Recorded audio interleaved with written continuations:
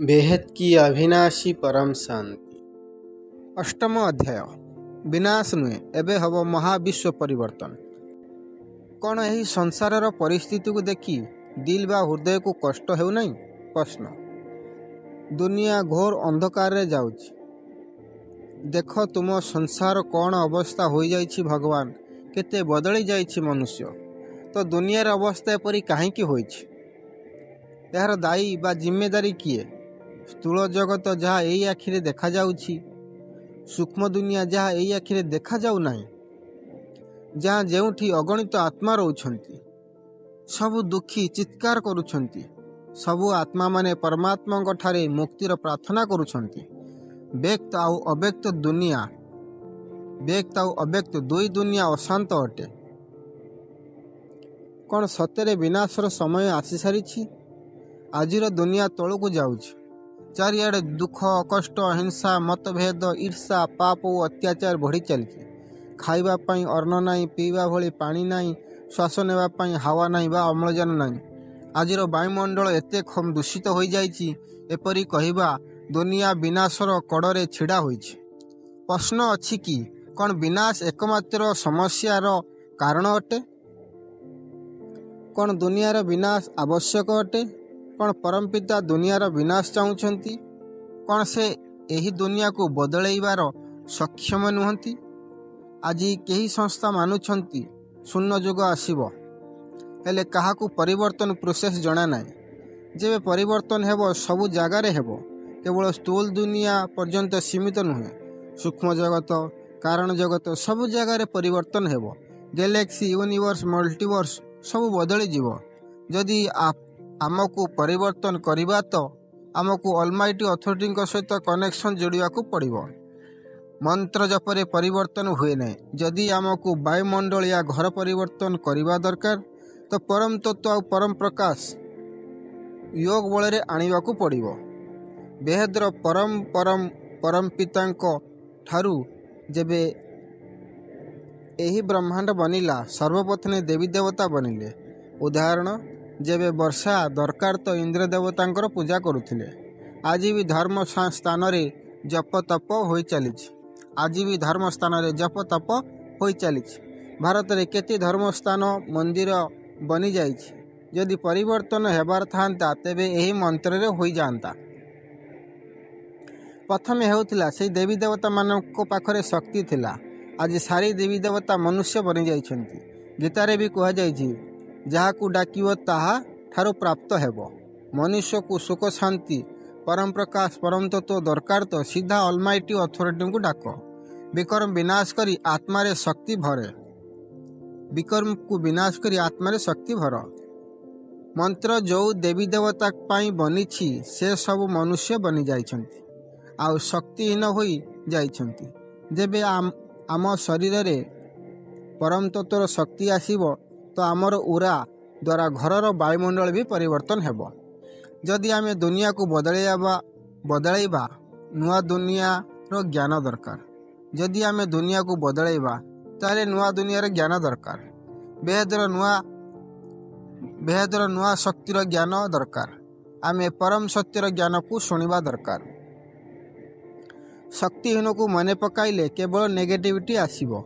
आमे योग द्वारा परम शक्ति को माने परम आकाश परम वायु परम अग्नि को उतारिबा को पड़िबो। तेबे परिवर्तन संभव अटे। बापूजी भविष्यवाणी करिसेंती कि विनाश नुहे एबे हेबो महाविश्व परिवर्तन। बापूजी कहिसेंती बेहद्र बाप आम ब्रह्मांड रे गुप्त रूप रे परिवर्तन कार्य करुछंती। से चाहूचंती विनाश न हो परिवर्तन हो। को बाप निजर रचना रो विनाश चाहे नहीं। ये तो बेहद्र बाप दयार सागर, से विनाश कहीं चाहिए? आज सारी दुनिया विनाशर भाइब्रेशन फेलाउछंती। यही भाइब्रेशन फलस्वरूप द्वितीय विश्वयुद्ध हो सारी। एवं तृतीय विश्वयुद्धर संकल्प बढ़ी चली। विनाशर संकल्प द्वारा सारी दुनिया रे वायुमंडल नेगेटिविटी हो सारी। एते नेगेटिविटी हो जाइछि कि परिवर्तन संकल्प करने भी असंभव प्रतीत होउछि। कौन सतरे यही पतित दुनियार परिवर्तन संभव अटे?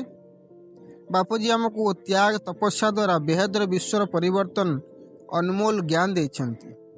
बापूजी आमको त्याग तपस्या द्वारा बेहद्र विश्वर ପରିବର୍ତ୍ତନର ଅନମୂଲ ଜ୍ଞାନ ଦେଇଛନ୍ତି, ଯାହା ଆଜି ପର୍ଯ୍ୟନ୍ତ କେହି ଦେଇନଥିଲେ।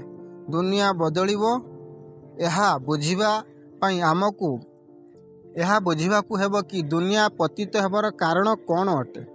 ବାପୁଜୀ ଆମକୁ କହିଛନ୍ତି କି ଦୁନିଆର ପତନ ହେବାର କାରଣ ଆତ୍ମାର ପାୱାର ଲସ୍ ବା କମିଯିବା।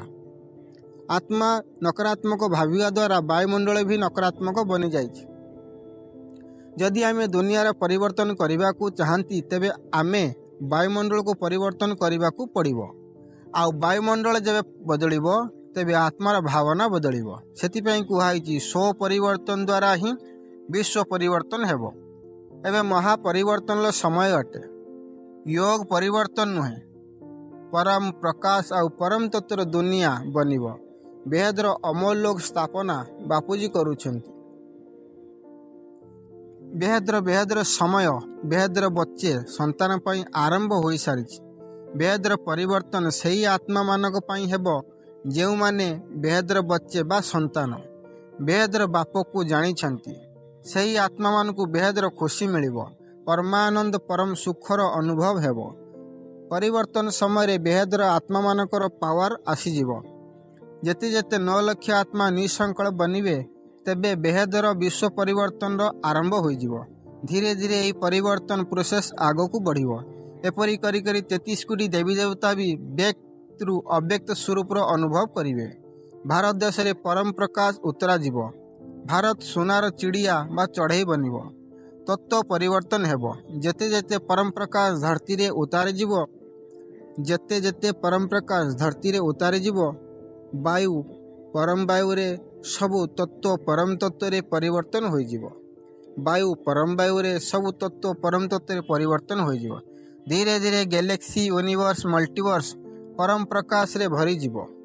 ଆଉ ପରମ ପ୍ରକାଶରେ ସବୁକିଛି ବଦଳିଯିବ। 9ମ ଅଧ୍ୟାୟ, ପରିବର୍ତ୍ତନରେ ବିଶ୍ୱ ପରିବର୍ତ୍ତନ। ପ୍ରଶ୍ନ, ଏତେ ବଡ଼ ଦୁନିଆର ପରିବର୍ତ୍ତନ କିଏ କରିପାରିବ? ଯିଏ ରଚନା କରିଛି ସିଏ ହିଁ ପରିବର୍ତ୍ତନ କରିପାରିବ।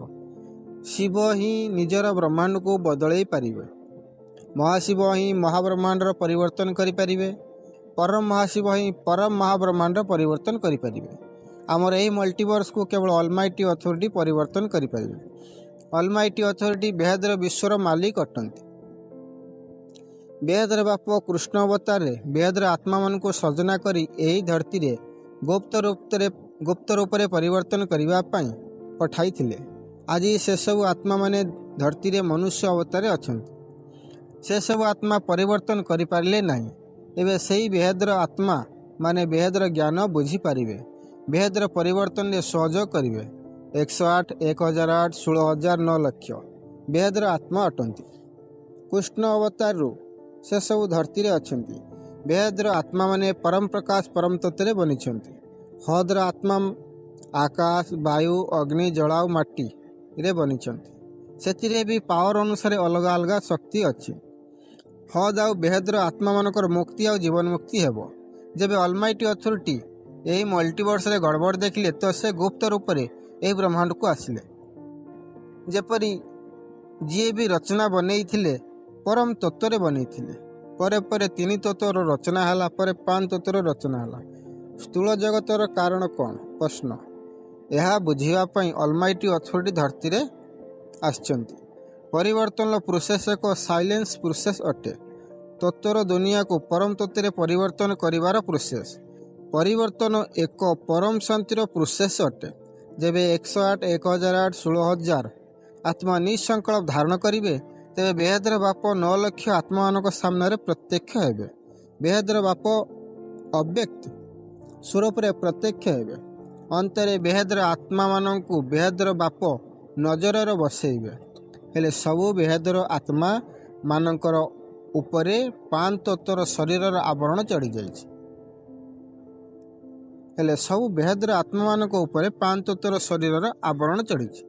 ବେଦର ବାପ ଯେବେ ପରମ ଲାଇଟ୍ର ପରମ ପ୍ରକାଶ ଦେବେ ବେଦର ଆତ୍ମାମାନଙ୍କୁ, ତେବେ ସେମାନେ ନିଜର ଶକ୍ତିକୁ ଜାଣିବେ।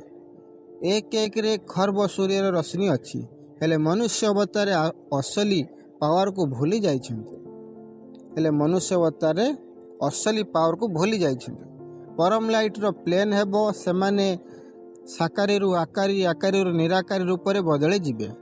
ସାକାରୀ ମାନେ ପାଞ୍ଚତତ୍ତ୍ୱ, ଆକାରୀ ମାନେ ତିନି ତତ୍ତ୍ୱ, ନିରାକାରୀ ମାନେ ପରମ ପ୍ରକାଶ। ଆଉ ଆତ୍ମ ସ୍ୱରୂପରେ ସ୍ଥିତ ପରିବର୍ତ୍ତନ ସମୟ ହଦ୍ ଆଉ ବେହଦର ସମୟ ଅଲଗା ହୋଇଯିବ। ପରିବର୍ତ୍ତନ ସମୟ ହଦ୍ ଆଉ ବେହଦର ସମୟ ଅଲଗା ହୋଇଯିବ। ଉଞ୍ଚାଠାରୁ ଉଞ୍ଚା ପରମଧାମକୁ ବେହଦର ଆତ୍ମାମାନେ ଯିବେ। ଧରତୀରେ ବି ପରମ ତତ୍ତ୍ୱ ଉତ୍ତରା ଯିବ। ଯେବେ ମନୁଷ୍ୟ ଶ୍ୱାସ ନେବ, ପରମ ବାୟୁ ତତ୍ତ୍ୱ ନେବ। ମନୁଷ୍ୟର ବିଚାର ବା ସୋଚ ବଦଳିଯିବ। ଯେବେ ବାୟୁ ତତ୍ତ୍ୱ ଶୁଦ୍ଧ ହେବ, ଶରୀରର ବାୟୁମୟ ବଦଳିଯିବ। ବାୟୁ ଦ୍ୱାରା ବିଚାର ବଦଳିଯିବ। ଯେବେ ବାୟୁ ତତ୍ତ୍ୱ ଶୁଦ୍ଧ ହେବ, ଶରୀରର ବାୟୁ ତତ୍ତ୍ୱ ବଦଳିଯିବ। ବାୟୁ ଦ୍ୱାରା ବିଚାର ବଦଳିଯିବ। ସ୍ୱର୍ଣ୍ଣ ଯୁଗରେ ଆତ୍ମାମାନଙ୍କର ସତ୍ତ୍ୱ ପ୍ରଦାନ ହେବ। ବେହଦର ଆତ୍ମାମାନଙ୍କର ଡାଇମଣ୍ଡ ଏଜ୍ ହେବ। ବେହଦର ଆତ୍ମାମାନଙ୍କର ଡାଇମଣ୍ଡ ଏଜ୍ ହେବ, ମାନେ ହୀରା। ଏ ମୃତ୍ୟୁଲୋକ ଅମରଲୋକ ବନିଯିବ। କେବେ ବି ଜନ୍ମ ମରଣ ଚକ୍ର ହେବ ନାହିଁ। ସାରି ଦୁନିଆ ପରମ ଲାଇଟ୍, ପରମ ତତ୍ତ୍ୱର ହୋଇଯିବ। ଅବିନାଶୀ ଅମରଲୋକ ବନିବ। ସତ୍ୟଯୁଗ, ତ୍ରେତୟା ଯୁଗ, କଳିଯୁଗ ସବୁ ସମାପ୍ତ ହୋଇଯିବ। କାହିଁକିନା ଏସବୁ ଧରତୀରେ ହୋଇଥାଏ। ସ୍ଥୂଳ ତତ୍ତ୍ୱ ରହିବ ନାହିଁ।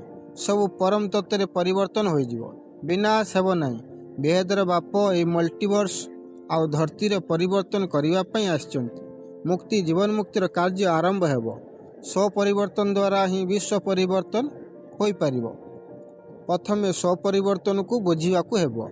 ବ୍ୟକ୍ତରୁ ଅବ୍ୟକ୍ତ ସ୍ୱରୂପ ଧାରଣ କରିବା ହିଁ ସ୍ୱପରିବର୍ତ୍ତନ। ବ୍ୟକ୍ତରୁ ଅବ୍ୟକ୍ତ ସ୍ୱରୂପ ଧାରଣ କରିବା ହିଁ ସ୍ୱପରିବର୍ତ୍ତନ।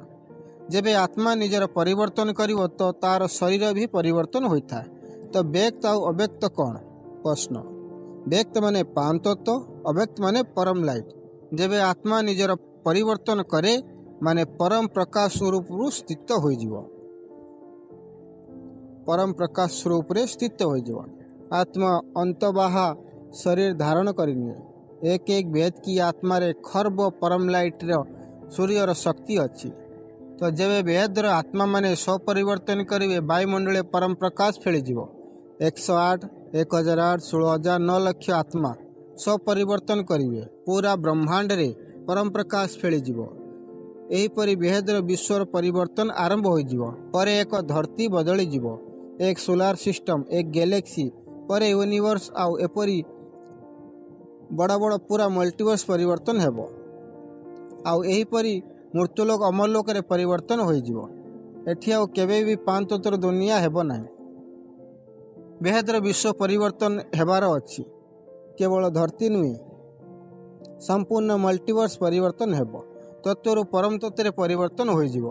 ହଦ୍ ଆଉ ବେହଦର ଆତ୍ମାମାନଙ୍କୁ ମୁକ୍ତି, ଜୀବନ ମୁକ୍ତି ମିଳିବ। ଏବେ ସମୟ ଅଛି। ସମସ୍ତଙ୍କୁ ବେହଦର ବାପକୁ ଡାକିବାର ଅଛି। ଆତ୍ମାରେ ପାୱାର ଆସିବ ତ ବିକ୍ରମ ବିନାଶ ହେବ। ଯେବେ ପରିବର୍ତ୍ତନ ଆରମ୍ଭ ହେବ, 33 କୋଟି ଦେବୀ ଦେବତା ନିଜର ମୂଳ ସ୍ଥାନକୁ ଚାଲିଯିବେ। ବେହଦର ଆତ୍ମାମାନେ ବେହଦର ପରମଧାମକୁ ଚାଲିଯିବେ। ମଲ୍ଟିଭର୍ସକୁ ସବୁଦିନ ପାଇଁ ଅମରଲୋକ ବନେଇ ଦିଆଯିବ।